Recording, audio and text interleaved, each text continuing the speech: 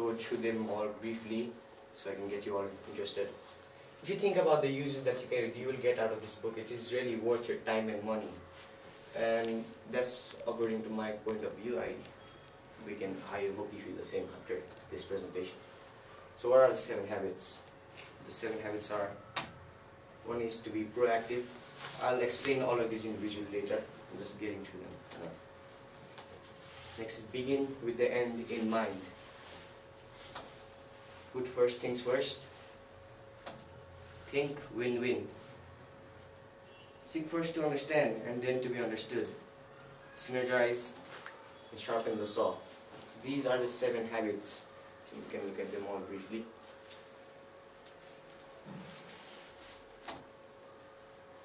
So I'll go through them one by one. Habit 1, be proactive. I think many of us have heard this phrase before, be proactive. You've heard from somebody telling you to be proactive, but we have actually thought what does it actually mean. So proactivity is acting in anticipation of future problems, needs or changes, or basically not being reactive and then looking forward for the future rather than doing what others do. Proactive means doing it yourself, from my point of view, what I understand, and then making it better for the future instead of thinking about other things. Just focus on the future. This can be the meaning of being proactive. And there are many ways of doing this, but there are many ways and difficulties of being proactive. It's very easy to say just to be proactive, but it's really hard, and it is one of the many things that makes successful people successful. And then one of the ways to achieving proactivity is the P-PC balance. So what is the P-PC balance? So how to be effective over short and long run. And there's a picture of a goose and a golden egg. I'm sure most of you have heard this story when you were small. It's about a goose and a golden egg. There used to be one farmer who had a goose who laid golden egg. So what happened was the goose only laid 1 golden egg once per day. And then the farmer thought maybe there's a lot of golden eggs inside of the goose. So what he did was he cut the goose, he killed it, and then he realized there was no more golden eggs. And then he lost all of the money and wealth that he got accumulating selling all the golden eggs. So what this means is you need to balance out the goose and the golden eggs, right? The goose is your producer of the golden eggs, and then you must take care of the goose so that you can get the golden eggs. The goose is your P, your provider, as you can say, and then your golden egg is the result that you get from your effort on helping the goose, or taking care of what you do. There are many examples of this, like you're working on something. Let's say you're working on some kind of project. So instead of just thinking about the outcome, right? Maybe it's good grades or a raise in a job or something. You should focus more on the project so you can get the fruits of the result. The golden egg of the result, which is as I said earlier, the grade or something like that. So you must keep them both in balance, because if you just focus on the goose as well, or the provider, then you will forget about the outcome, and the outcome will itself won't be you will forget about the golden eggs. So you must know what to do with your golden eggs as well. So there is the PPC balance as explained in the book, and this is also effective in the short and long term. You must balance these two always. And if you're going to remember something from this book, I recommend you remember this one. This is really important for you, your life, for the future. So move on to habit 2. Begin with the end in mind. So look and think on what does this mean, because this can be quite deep. It can go quite deep. This one. Begin with the end in mind. What does that actually mean? So what this actually means is quite deep and simple at the same time. What you do is you start with the goal, your end goal in your mind, like what you actually want to do in the future. So you're working every day, you're going to work or school or something, taking care of your friends or families, and then what's the end outcome of that? Like you do this every day, but to what extent, for what result? So that is your end, okay, what you want to do in the future. That is your end, and you must keep that in your mind, because you do these things almost every day, your daily routine, but we are really not sure of what to do at the end of, after you do this always. What do you, well, how do you imagine yourself, or what do you want to be in the future? So, and will you actually achieve doing this, will you achieve your end while, just doing these things in daily lives, like daily routines? So that's the meaning of begin with the end in mind. It is quite deep as well, because you should, this is what the book recommended, that we should actually, create a list of what you actually want, list of the things that will actually be your end, or what you want to do in the future. So write those down, and then you just, cut out the ones that you're really not sure if you want, and then unless you really want something, and then you just make sure that that is exactly what you want. There may be some distractions on the way, like this is actually what I want, or this is something else, but you should just focus on your end goal, and you must work hard for it. Then only you can get the end in mind. So this is, maybe someone's end is to, just lead a simple life, have a family, that's it. Maybe you want to work for that. So how do you want to do that? And does your daily routine make, your end be achievable at the end? So this is habit number 2. And let's see a few ways of how to achieve that. So climbing the wrong ladder. So this is one of the things that is very common in many people. So if the ladder is, this is a quote by Stephen Covey in the book, the writer. If the ladder is not leaning against the right wall, every step we take just gets us to the wrong place faster. So as you can see, the man in the picture is climbing the wrong ladder, and just leaning against the wrong wall, and then he's just climbing the wrong ladder, and then getting to what he actually doesn't want.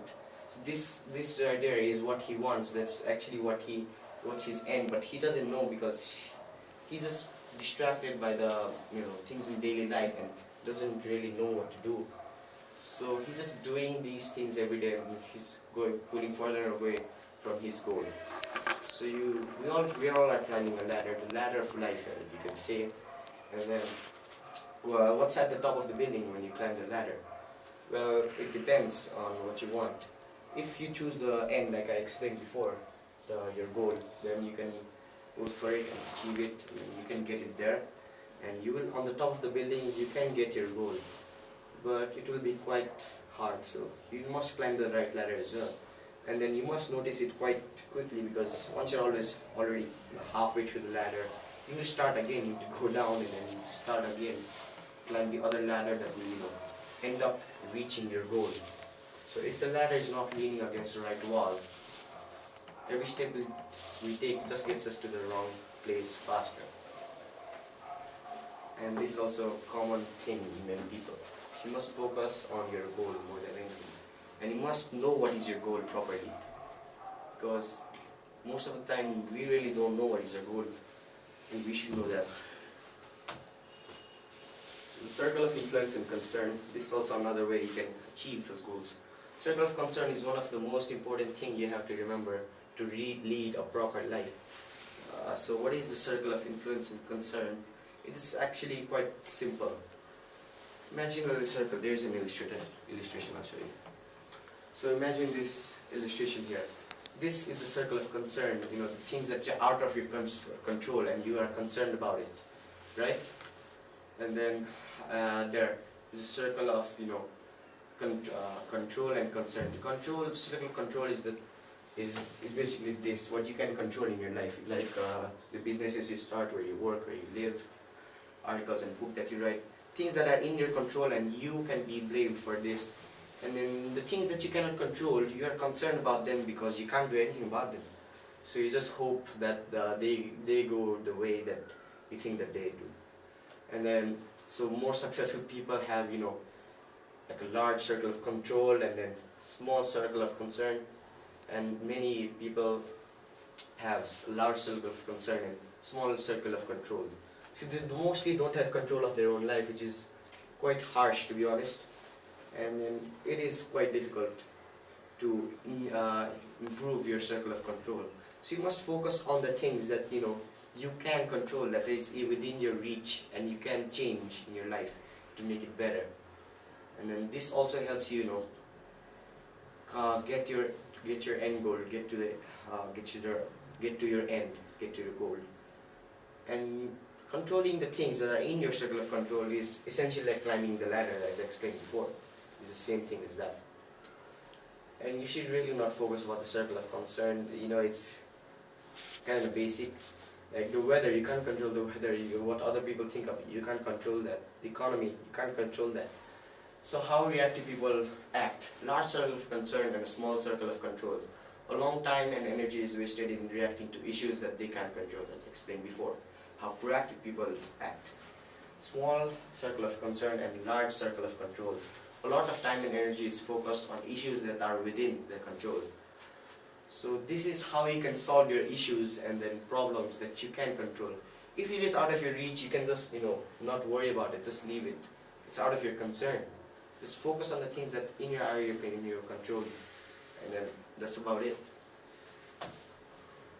So a little segment here, how to make a proper New Year's resolution. New Year is coming very soon. Tomorrow.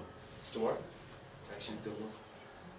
So this is out of your presentation? This is No, just no, like It's a a break? bit of extra.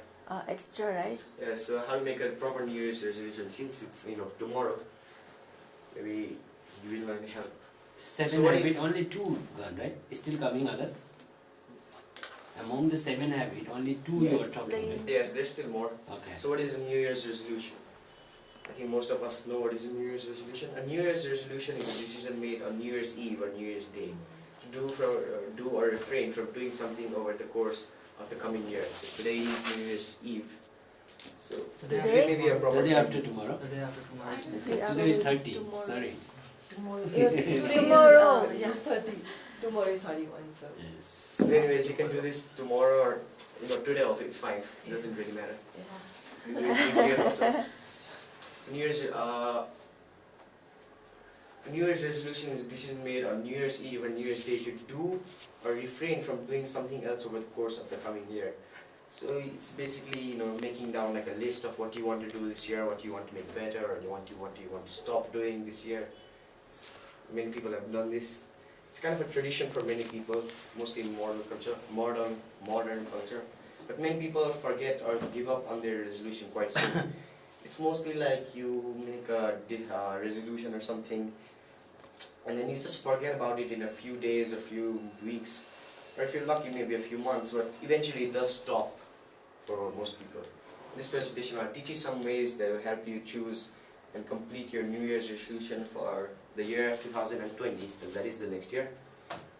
But before that, let's see some facts about the year 2020. According to the Chinese zodiac, the year 2020 will be the year of the rat.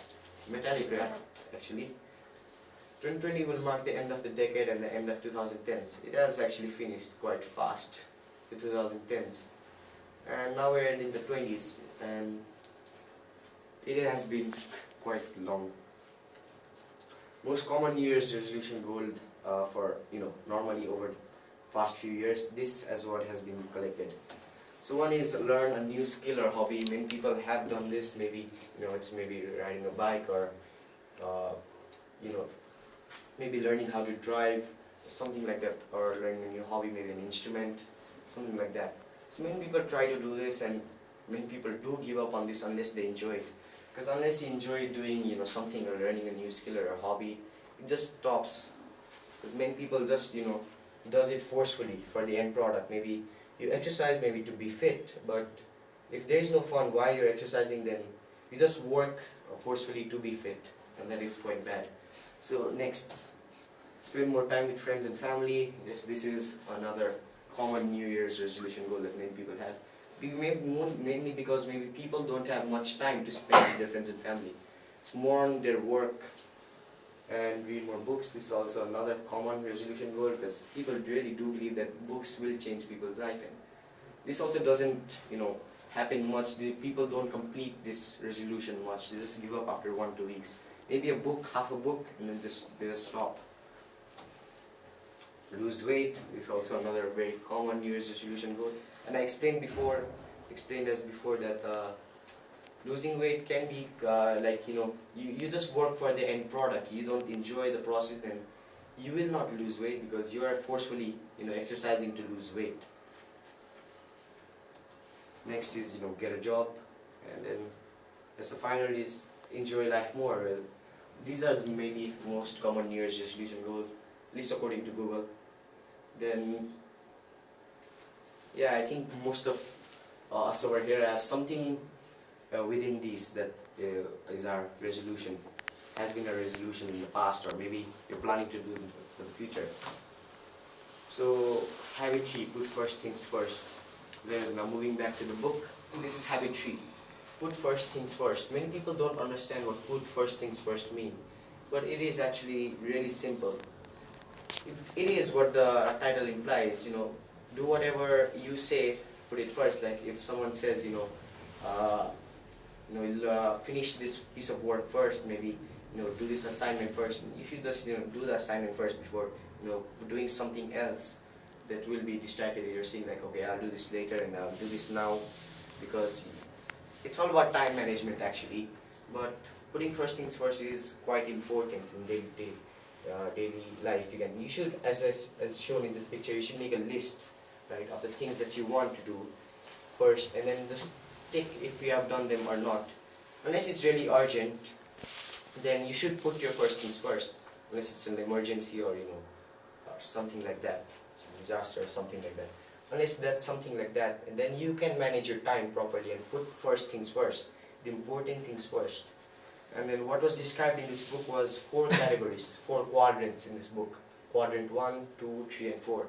And then quadrant 1 is the things that like unnecessary things that can be put in quadrant 1, that you can just push aside and then make them at last. Many people have actually made schedules and routines for time management, and it doesn't really work because it doesn't actually go according to the time, does it? Like if you said 12:30 to 1:30 wash clothes, then you can't actually finish that time. Maybe you do it faster, you do it more late. It doesn't actually work that way. So what you do is you put according to the quadrants, right? 4 quadrants, the unnecessary things in quadrant 1, the kind of necessary things in quadrant 2, the business or school things in quadrant 4, and emergencies in quadrant 4. So it goes from unimportant to most important. And then out of these things, you can make a routine that's not according to time. It's not based on time. It can be based on something else, like like quadrant 2. Let's say you have something to do. Let's say, as I told you in the New Year's resolution, maybe learn how to ride a bike. Then you can check like how to ride a bike, and you won't give the time. You just give a particular day or a particular week to do that and learn over the course of this week or day or month, and then you can complete it. So that is the ideal schedule or the ideal routine, which helps to finish your work faster and put first things first, as the title implies. And then here's another segment in this habit number 3, listening to our language, reactive language and proactive language. So reactive language and proactive, as I explained, this is also part of habit 1, be proactive. So in order to be proactive, you need to use a language that is proactive and not reactive. Since a reactive language, there's nothing I can do, or let's say proactive language is, let's look at our alternatives. Like, let's see what else can I do, because reactive is, there's nothing I can do, so you let others focus and let the leader decide on what you do. Instead of, you being the leader of yourself and then checking, let's look at our alternatives. What else can I do to help, instead of just waiting for instructions? This is just the way I am, or I can choose a different approach. Maybe you are just fixed on yourself, like if I do a mistake, that that's just me, I did it myself, I can do anything else. So I can choose a different approach, again, looking at different things that I can do. So these are the things that are in your circle of control, as I explained earlier. And then the reactive language are in your circle of concern, which you can do. He makes me so mad, I can control my feelings. So being mad is something that we all have experienced, and you just blame on this person, like that is again in the circle of concern, others people's feelings towards you. And then you can say like, I can control my own feelings, I'm going to help myself be better and then help him to be better. They won't allow that. I can create an effective presentation. So what you're thinking maybe here is, like, this is a very basic presentation, I didn't have much time to do this as well. So they won't like that, they won't allow that. Maybe I'm thinking maybe I can do something else which I didn't, maybe I should have done maybe a more advanced presentation, but I just did that. So I can create an effective presentation. So that is a proactive language that I should have done. I have to do that. I will choose an appropriate response. This is another one. I have to do that means you're forcing yourself to do that, as I explained before in the New Year's resolution. If you force yourself to do something just for the rewards of it, just for the end product, then you will not enjoy the process. You must enjoy the process to reach your goal. And I will choose an appropriate response, and this will also help you, reach your goals, reach your end. I can't, I choose. This is also another phrase that people should be using a lot. I must, I prefer, if only I will, right? So this proactive language is the things that are in your circle of control, as I explained earlier. I choose, I prefer, I will. So these are all the things that you do, you choose, you prefer, you will. And these are the things that other control for you. I can't, maybe something is blocking, or I must, maybe, if you must, then that's, of course, you're not enjoying the process, that means, and you can't reach your end goal. If only means, you're just hoping and for your chances for something to happen for you, and it won't. And this is habit number 4, think win-win. Only successful people have this type of mentality, and it's important that you have it too. So what is think win-win? Maybe we have heard of this phrase win-win. So if you win, others have also win. But this is also, it's not that simple as one would think. Thinking win-win is a type of mentality that is really hard to achieve. It's really hard to get this type of mentality. Many people have other types of mentality, like win-lose mentality, where you only win and others have to lose for your benefit, or lose-win mentality, which is the worst type of mentality according to this book, where you lose and you sacrifice your loss for others, so that others can pick on you. So what happens is lose-win people, the people with mentality that they sacrifice for others, gets picked on by the people who have a win-lose mentality, and that's how they benefit. The people of a win-lose mentality benefit picks up, helps, and doesn't help, and then takes advantage of the lose-win mentality of the people that have a lose-win mentality. So win-lose takes advantage of lose-win, so it's only benefit for the win-lose people. And there's of course the lose-lose, where you also lose and others will lose, and you can't get nothing out of this situation. Maybe you need to think of it in a different approach. Maybe you're thinking that many people just think about like how can I get this, how can I achieve this, right, for myself, for my own benefit. Maybe you have to draw something and then just put it out on a competition or something. So you must think, well, that is a competition where there you must have a win-lose mentality. So there is an advantage of having other types of mentality.